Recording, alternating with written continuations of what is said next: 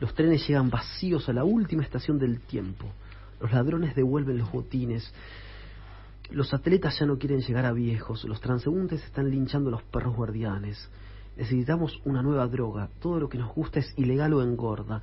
Las mismas cosas que nos alegraban son las mismas que ahora nos entristecen. Ya no nos emociona gastar dinero. No tenemos ni idea de cómo apagar el incendio de las almas. Cuando la multitud está de acuerdo en celebrar, entonces nos lamentamos. Solo sabemos escapar hacia adelante y no encontramos nada. No sabemos dormir, solamente rendirnos al sueño o medicarnos. Nunca sabemos si hablamos en serio o en broma. Tampoco habría demasiada diferencia. Estamos cómodos en un mundo que sufre. En el azufre no escuchamos los gritos que vienen de la alfombra que pisamos. Necesitamos un tiempo para estar solos. Pero no sabemos estar solos, y aprender sería terrible porque tampoco aprendimos a aprender. Nos estamos dando cuenta de que estar más allá del bien y del mal no es gran cosa. Estamos viviendo las primeras gotas de los orines del milenio.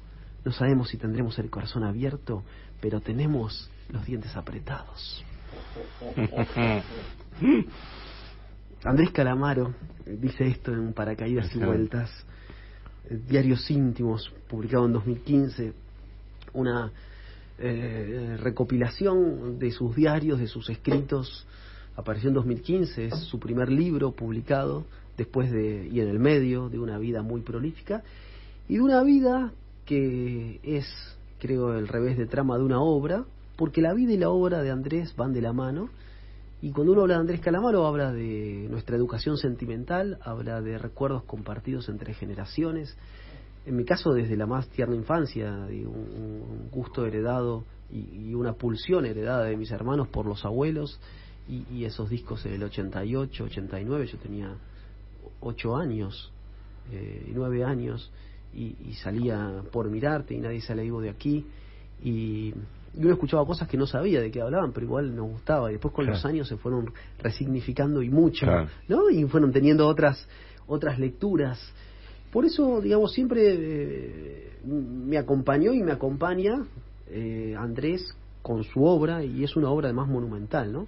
Porque Calamaro es una suerte de esfera cuya circunferencia está en todas partes y cuyo centro en ninguno. ¿No? Como diría Pascal. Como diría Pascal, absolutamente. Digamos, es una suerte de mónada de la existencia musical y de la poesía, digamos, o de Aleph también. Está todo contenido en él. Y quería hoy entrar y traerles y compartirles a ustedes, Seba, Leo y a la oyentada, compartirles, y les agradezco también por dejarme un poco bucear, surfear en la obra de Andrés y hacer, digamos, compartir esta intimidad tan exterior, ¿no? Que es paradójicamente, ¿no? El sentimiento que uno tiene por Andrés. Compartir esto y que es casi una confesión en voz alta, ¿no? Todo lo que estoy diciendo y lo que voy a decir, ¿no? Así que, ¿no? Y quería traer, uno de los tantos temas que aparecen en Andrés, que aparecen todos, ¿no? Como en todo rockero argentino que se dio a la luz en los 80s, aparecen muchos temas, ¿no? Digamos, aparece el amor, con todas las acepciones que tiene el amor, que duele, desde luego, y aparecen muchas experiencias también que tienen que ver justamente con distintos estados de ánimo y de la conciencia, y las complicidades, y la ilegalidad, y la transgresión, ¿no? Pero profundamente también aparece, creo yo, de un modo muy profundo, una estocada que tiene que ver con la libertad. Porque digo, si bien Andrés comenzó con Raíces, bueno, ustedes, ¿qué les voy a contar a ustedes de Andrés o a la oyentada, ¿no? Pero digo, cuando aparece con Los Abuelos, ¿no? En los 80s, lo hemos dicho cuando hablábamos de Miguel, ¿no? Una banda, Los Abuelos, que forma nuestro etos democrático y de libertad compartida, pública, de razón pública en los 80s, ¿no? Digamos, hay una pulsión que tiene que ver con la libertad en Andrés, creo yo, que recorre toda su obra. Por eso quería arrancar por ahí y compartir algunas sensaciones que aparecen y me aparecen a mí con la obra de Andrés. Si uno piensa ese diálogo que construye Andrés con Miguel Abuelo, ¿no? Digo, pienso en Yo soy tu bandera, de Los Abuelos, que está en Vasos y Besos, esa maravillosa poesía de Miguel, y pienso en La Libertad, esa bellísima canción de Andrés que está en El Cantante, un disco que sale en el 2003 después de un breve parate, extraño y breve parate que tuvo Andrés. Digo extraño porque saca 2 discos por año, 3, 4, 5 libros, etcétera, ¿no? Y vuelve con ese disco con el niño Josele, con algunas canciones de él, otras con letra del Quino y otros covers, como se suele decir, ¿no? De tangos de Roberto Carlos, de Chico Novarro, y aparece acá una bellísima canción que es La Libertad, y dice allí: creo que todos buscamos lo mismo, lo sabemos muy bien, que es ni dónde está, oímos hablar de la hermana más hermosa que se busca y no se suele encontrar, ¿no? Ya aparece el mismo allí la misma invocación fraternal, ¿no? Libertad, hermana de los amigos, libertad, nada me ata y sigo vivo, decía Miguel Abuelo. Y Andrés le da una carnadura a esa libertad que invoca un nosotros en Miguel Abuelo, le da una carnadura que también tiene que ver con el nosotros, pero también tiene el peso de la desilusión y el peso de quizás la democracia que esperábamos como argentinos y no fue, ¿no? A pesar de todo, digo, no fue, digamos, por muchísimas cosas, por la crisis en la que desembocó esa primavera de los 80s, por la hiperinflación, por los 90s, por el 2001, aparece esa carga, y justamente lo que dice allí es un revés de trama que también estaba muy presente justamente en Miguel Abuelo, en su obra, y que Andrés recupera, y es lo que dice a continuación: la conocen los que la perdieron, los que la vieron de cerca irse muy lejos, la conocen los presos, la libertad, algunos faloperos, algunos con problemas de dinero porque se despiertan soñándola. No, eso es impresionante, porque justamente, como dirá Andrés, hablando justamente de esa canción, en este bello objeto de arte que uno lo usó para tantas cosas, ¿no? Que es este librito pero por su formato, pero librazo como tal, que acompaña la edición de las obras incompletas de Andrés, que como todo lo de Andrés, digamos, tiene muchas facetas, muchas caras, y estas obras incompletas recopila lados B, recopila otras versiones de canciones, etcétera, y son como 6 discos además, 6 ¿no? discos, Son sí. 6 discos, claro. 6 discos. Y allí dice justamente, cuando habla de La Libertad, dice, la original la grabamos con Gringue en Camboya Studios. Era la época de los poetas de la zurda y escribíamos todos los días textos de Jorge La Rosa y Marcelo Skornik, el Quino. Con los abuelos tocábamos una canción de similares intenciones, la libertad y su ausencia. Además, Miguel siempre dedicaba su canto a los presos, los marginales y los pinchetos. Textualmente, la libertad como el amor y la salud los terminamos de entender y definir cuando nos están faltando. Impresionante, ¿no? Impresionante. Por eso, como dice Andrés, le da una carnadura a la libertad y le da una experiencia a la libertad que aparece justamente en la falta, que aparece en la ausencia, ¿no? Como el amor o la salud, Claro. ¿no? La conocen aquellos que carecen o que viven privados de libertad. La conocen los presos, algunos faloperos, algunos con problemas de dinero porque se despiertan soñándola, ¿no? Y la libertad también, digamos, allí aparece justamente en estados de necesidad, sea la necesidad que fuere, o sea, la dependencia que fuere, aparece justamente en el sueño la libertad, ¿no? Aparece también como la carencia o la falta de algo, la libertad. Y esto es muy interesante, porque creo acá Andrés toca un núcleo único, ¿no? Que tiene que ver, en primer lugar, bueno, con lo que uno podría decir de la libertad, que es un concepto vulgar y es un concepto profundo al mismo tiempo, porque todos sabemos qué es la libertad. Es como la salud, como dice Andrés. Todos sabemos qué es estar enfermo, porque lo sentimos en el cuerpo. O todos sabemos qué es estar saludable, si es que alguna vez gozamos de buena salud, ¿no? Porque lo sentimos, no tenemos que ir al médico, ¿no? Vamos al médico en última instancia, cuando hay una dolencia y un pesar muy fuerte. Y es justamente, al mismo tiempo, un concepto profundo que nos habla justamente del drama de la existencia. Por eso yo quería traer el tema de la libertad. Dice un filósofo alemán, Safransky, en un bellísimo libro que tiene un título que podría efectivamente firmar Andrés Calamaro, ¿no? El mal o el drama de la libertad. Dice allí Safransky que efectivamente la libertad aparece con la prohibición, ¿no? ¿Cuál es nuestro mito fundacional del judeocristianismo, ¿no? estábamos en el Edén, claro. y alguien nos dijo, bueno, vos puedes hacer todo menos esto, menos justamente probar de un árbol. Del árbol una hoja se cayó. Perdidos en el túnel del amor, ¿no? Esta vez la cadena se rompió, ¿no? Dice el poeta, ¿no? Y al mismo tiempo, justamente, lo que sorprende de la prohibición es que, como diríamos, contiene una contradicción pragmática en sí misma. La prohibición crea en su propia contradicción del no poder hacer, del no poder dar el paso más allá y sin embargo verlo, crea la prohibición el conocimiento que ella prohíbe. De este modo, justamente, el árbol prohibido, nos dice Safransky, se parece a una señal de orientación en la que pudiera leerse de algún modo: estarás destinado a ser transgresor, estarás destinado a violar el límite.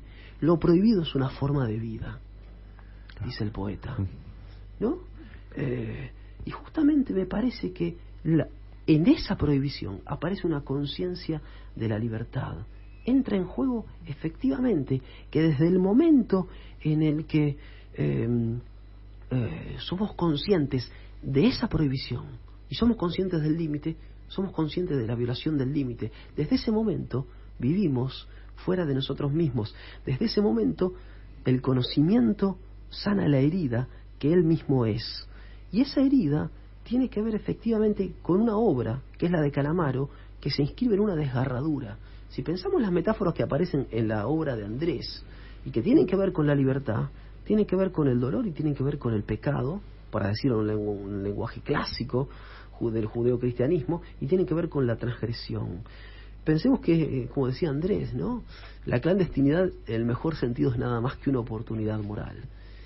Siempre se puede decir no, y sin embargo dijimos sí, probamos la fruta prohibida, ¿no? Y hay un conjunto de metáforas que se van elaborando en Andrés que tienen que ver justamente con una suerte de conciencia de la necesidad. ¿Qué es ser libres?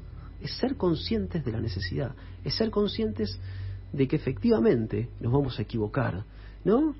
Cuando no estás, me equivoco cada medio segundo. Cuando no estás, la soledad me aconseja mal. Cuando no estás, estoy esperando que vuelvas. ¿Para qué? Para redimirme de los errores. Efectivamente vivimos excluidos del paraíso, vivimos en la desgarradura. Si no viviéramos en la desgarradura, no habría arte. Fue por el efecto suelo. Y una frase de Miguel Abuelo: el lugar se cubrió de pedazos de cristal. No soy perfecto, pero no me vuelvo a la espalda por eso. Y se empieza a construir un conjunto de metáforas que tienen que ver con la epidermis y que tienen que ver con el dolor, ¿no?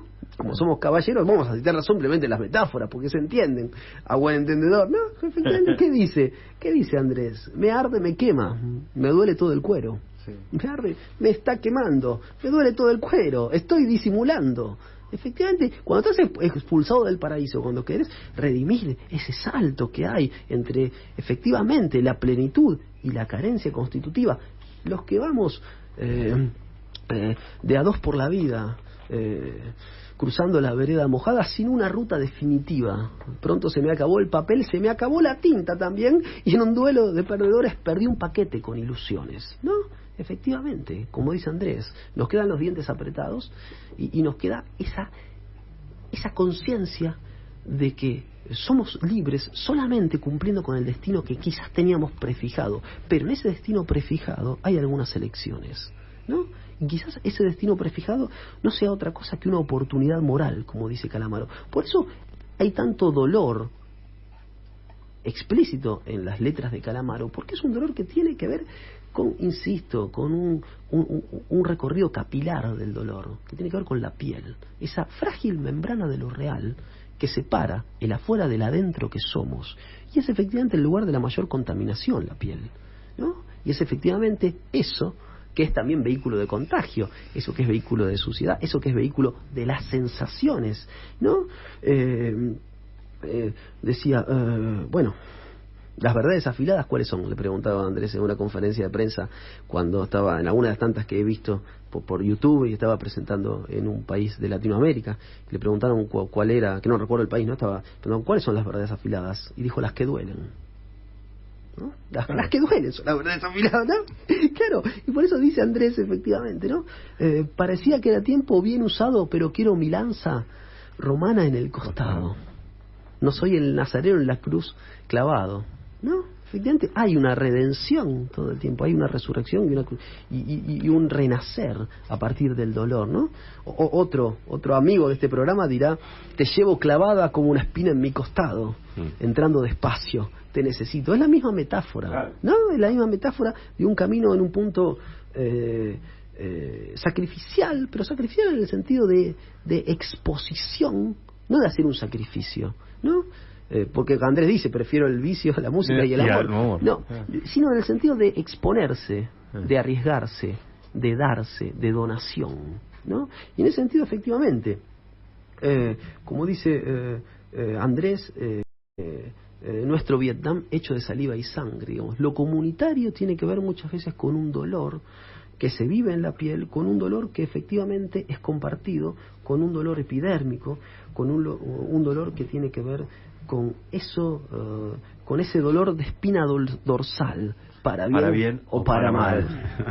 Paranormal.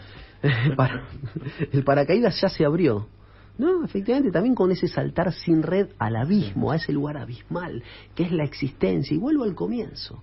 ¿Cuándo hay libertad? ¿Cuándo creemos que somos libres? Cuando hemos visto el límite. Y cuando efectivamente, como hemos visto el límite, ya estamos en la violación de ese límite.